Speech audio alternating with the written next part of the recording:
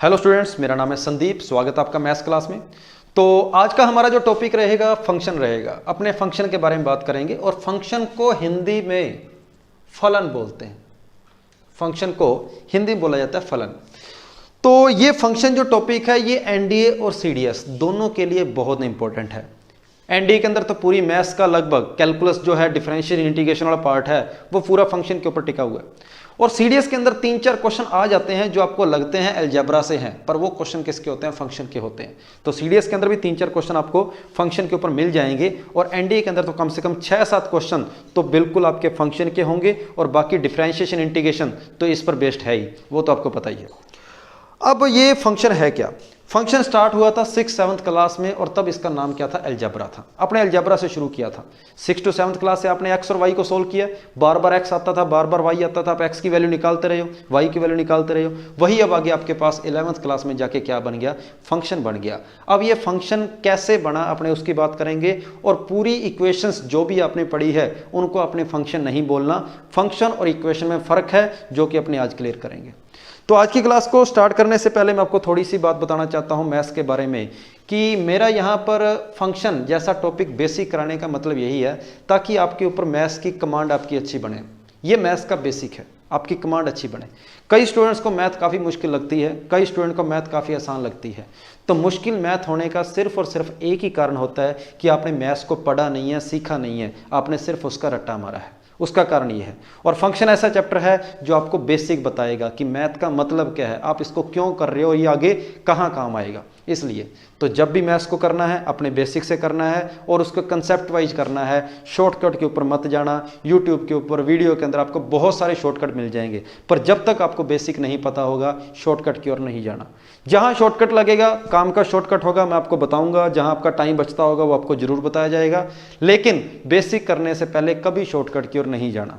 तो मुझे डेली क्या है 5-6 जने मैसेज करते रहते, कभी किसी का मैसेज आ गया, कभी किसी का कि सर यहाँ पर इस वीडियो के अंदर ये शॉर्टकट बताया है, ये शॉर्टकट बताया है, आपने नहीं बताया, या फिर क्या ये शॉर्टकट सही है नहीं है। तो भाई सिंपल सी बात है, जो आपको बताया गया है सिर्फ वही कर लो, उससे बाहर कुछ नहीं आएगा। ये बात मैं आपको बार बार बोलता आया हूँ। शॉर्टकट हर जगह बन सकता है, हर जगह शॉर्टकट बन सकता है, लेकिन वही शॉर्टकट हर जगह वैलिड नहीं हो सकता।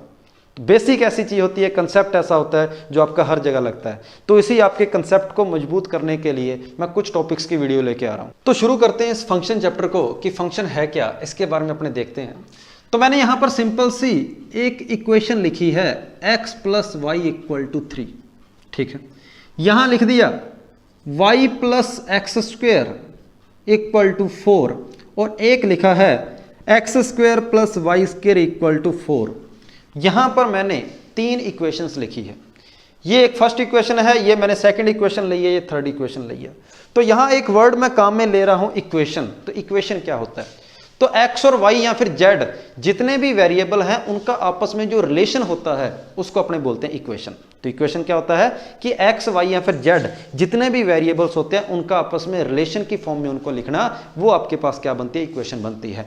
तो ये भी इक्वेशन है कि x और y के बीच में रिलेशन है। आप इसके अंदर x रखोगे तो आपको y की कोई ना कोई वैल्यू मिलेगी, और अगर y की जगह कुछ ना कुछ रखोगे तो आपको x की वैल्यू मिलेगी। तो x और y एक दूसरे पर डिपेंड कर रहे हैं, तो ये इक्वेशन है। वही बात यहां पर एप्लीकेबल होती है और वही बात यहां लगती है कि x और y की जगह में से किसी भी x और y में से किसी भी एक की वैल्यू रख दो। यहां पर मान लो आप y की वैल्यू रखते हो तो x की वैल्यू मिलेगी, और अगर x की वैल्यू रखते हो तो आपको y की वैल्यू मिलेगी। समझ आ गई होगी बात? तो रिलेशन या फिर इक्वेशन, इक्वेशन को आप रिलेशन कह सकते हो कि हर एक इक्वेशन को आप रिलेशन बोल सकते हो। कि इक्वेशन क्या होता है? इक्वेशन आपके पास x और y के बीच में आपस में रिलेशन होता है। तो ये भी एक रिलेशन है, ये भी एक रिलेशन है, ये भी एक रिलेशन है, और ये तीनों अपने पास इक्वेशंस भी है।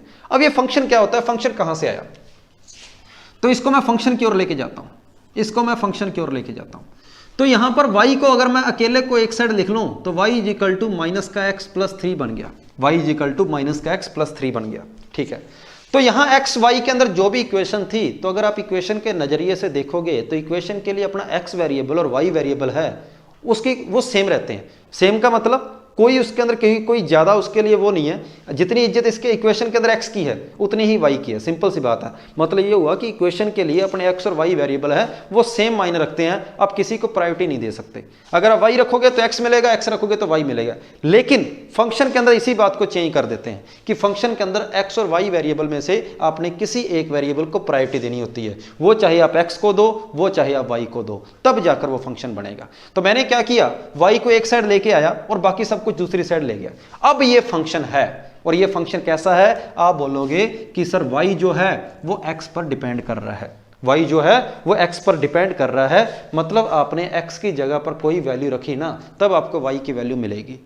पर यहां आप ये भी कह सकते हो कि सर अगर y की वैल्यू यहां रखें तब x भी तो मिलेगा। हाँ, ये बात ठीक है, लेकिन वो आपको फंक्शन को लिखने का तरीका नहीं रहेगा। अगर आप उसी बात को लिखना चाहते हो तो आप इसको ऐसे लिख सकते हो कि x को एक साइड लेके आओ और बाकी सब कुछ दूसरी साइड पड़ा रहे।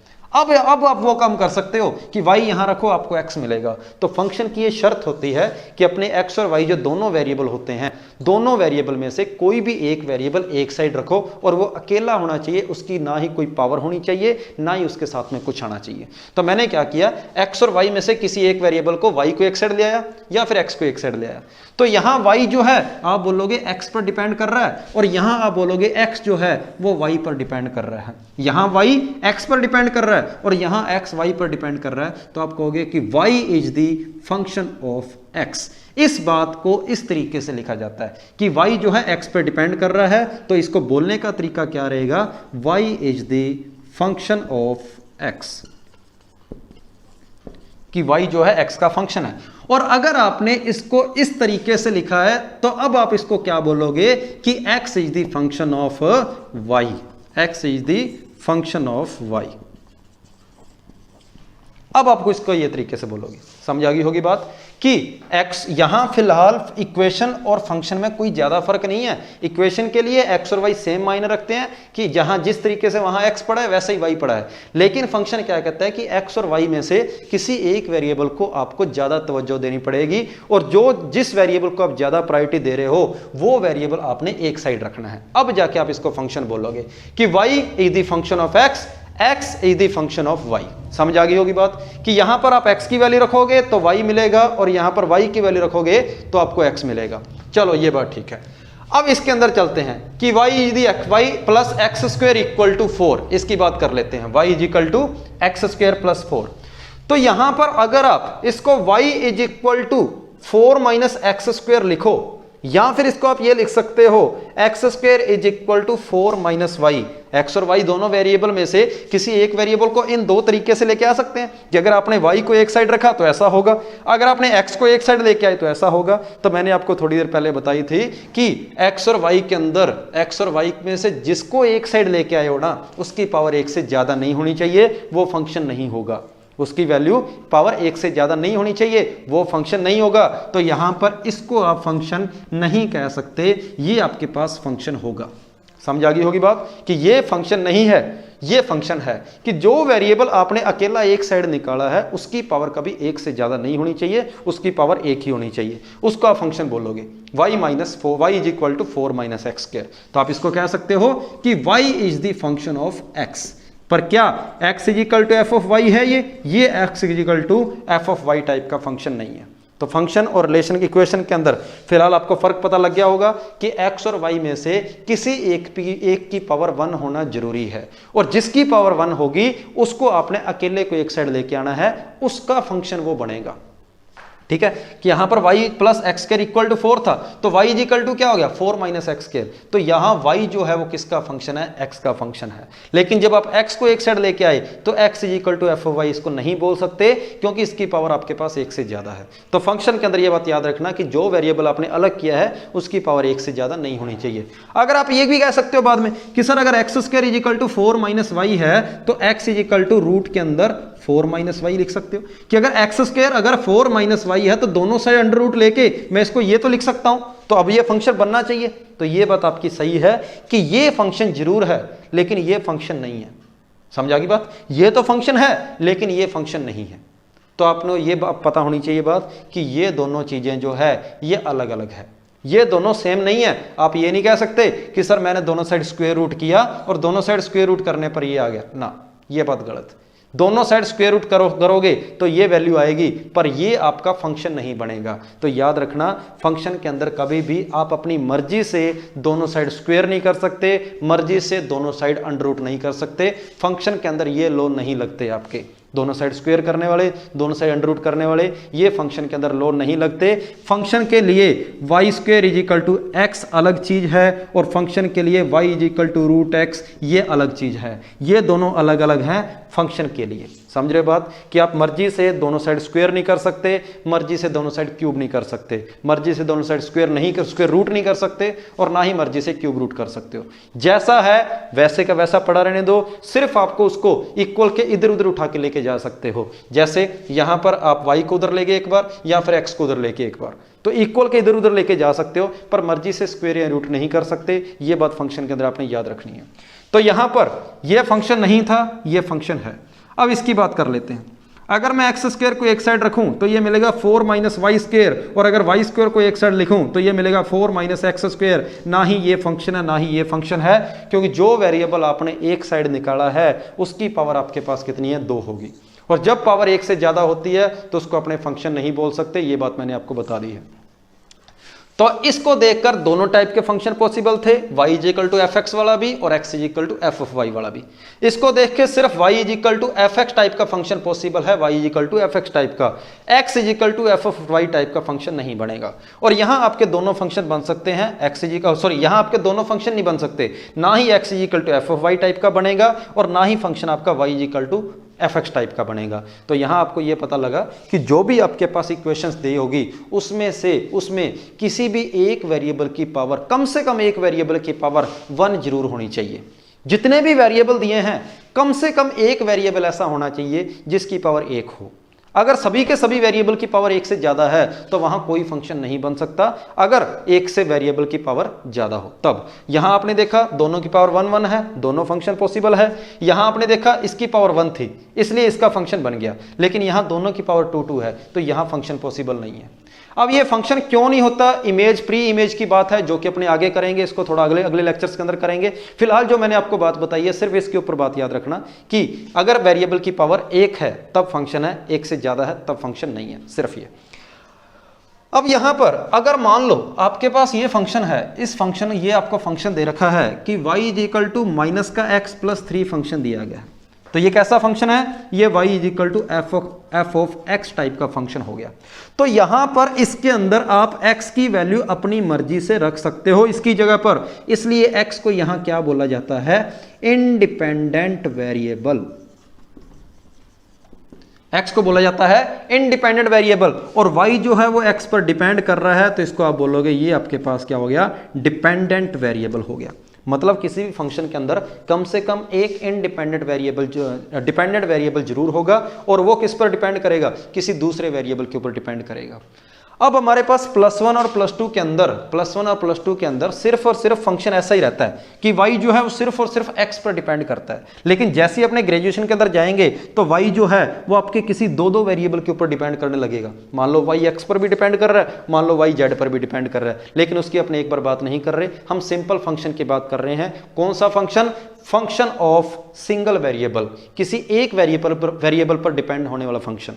और इस फंक्शन के लिए वो वेरिएबल क्या है, x, कि y किस पर डिपेंड कर रहा है, x। तो यहां पर वो वेरिएबल आपके पास जो इंडिपेंडेंट है वो x है, और जो डिपेंड कर रहा है वो वेरिएबल क्या है, y है। और यहां देखोगे तो y आपके पास इंडिपेंडेंट है और x आपके पास क्या डिपेंडेंट है, कि y की अगर यहां वैल्यू रखोगे तो आपको x मिलेगा। तो क्वेश्चन में ये बोला गया कि अगर y is equal to minus x plus 3 है, और तो f ऑफ 2 की वैल्यू बताओ क्या होगी।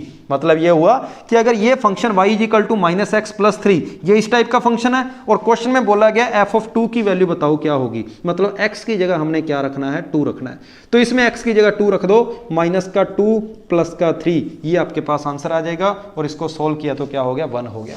तो फंक्शन के अंदर CDS के अंदर जो मैंने यहां पर ये लिखा है इसके ऊपर 1-2 क्वेश्चन आ जाते हैं इस बात के ऊपर कि आपको फंक्शन दिया होगा और x की जगह पर कोई ना कोई वैल्यू रखनी होती है। जैसे और एग्जांपल लेता हूं मैं कि आपको f ऑफ x दिया है x square plus 2x plus 2, और बोला गया है कि f ऑफ 3 बताओ कितना होगा, f ऑफ 3।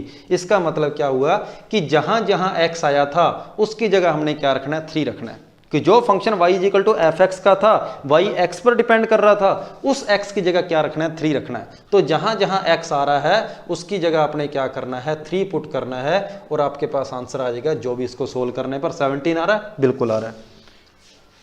2, 8 और 9, 2, 6 और 9, ठीक है 17 आ रहा है। तो ये आपके पास इसकी वैल्यू आ जाएगी f ऑफ 3 की। समझ आ गई होगी बात की, ठीक है। तो ये बिल्कुल फंक्शन का मतलब क्या है, फंक्शन की डेफिनेशन क्या है, मैंने आपको ये बताया है। तो फंक्शन और रिलेशन के अंदर आपको दोनों में फर्क पता लग गया होगा। रिलेशन बोल दो, इक्वेशन बोल दो, दोनों एक ही बात है। रिलेशन और इक्वेशन दोनों एक ही बात है, लेकिन फंक्शन इन दोनों से अलग है। और फंक्शन इन दोनों से कैसे अलग है, अपने उसको पढ़ा है यहां पर। तो इनको आप इक्वेशंस भी कह सकते थे, इनको आप रिलेशंस भी कह सकते थे, लेकिन इसको आप फंक्शन बोल सकते हो, इसको भी फंक्शन बोल सकते हो, तो लेकिन इसको फंक्शन नहीं बोल सकते। अब ये क्यों नहीं बोल सकते, इसका कारण क्या है, वो अपने अगली क्लास के अंदर करेंगे। तो ये मैंने आपको फंक्शन के बारे में बताया कि बिल्कुल बेसिक फंक्शन का मतलब क्या है, और धीरे धीरे अपने इसको डीपली डिटेल से चलते जाएंगे। तो जो आपका आप मैथ्स कर ही रहे होंगे, आपकी सीडीएस की क्लास भी चल रही होगी, एनडीए की क्लास भी चल रही होगी आपकी, तो ज़्यादा टाइम ना वेस्ट करके मैं ये चाहता हूँ कि आप डेली 15-20 मिनट इसके ऊपर देख लो, ताकि आपको जो मैथ्स करने का जो डर है कि मैथ्स मुश्किल होती है वो आपका दूर हो। बिल्कुल बेसिक बता रहा हूँ, अच्छे तरीके से मैथ्स होगी, और जहाँ शॉर्टकट आएगा भरोसा रखना आपको शॉर्टकट बताया जाएगा। जहाँ शॉर्टकट बनेगा आपको शॉर्टकट बताऊँगा, लेकिन जहाँ शॉर्टकट बनेगा ही नहीं, धक्के से शॉर्टकट बनाने की बात आती है, वो काम मैं नहीं करूंगा। जो आपके पेपर के लिए काम का है मैं सिर्फ उसी के बारे में बात करूंगा, ठीक है अभी ओके है। तो आज की वीडियो के अंदर इतना ही। यहाँ आपने सिर्फ और सिर्फ फंक्शन के बारे में बात करी है।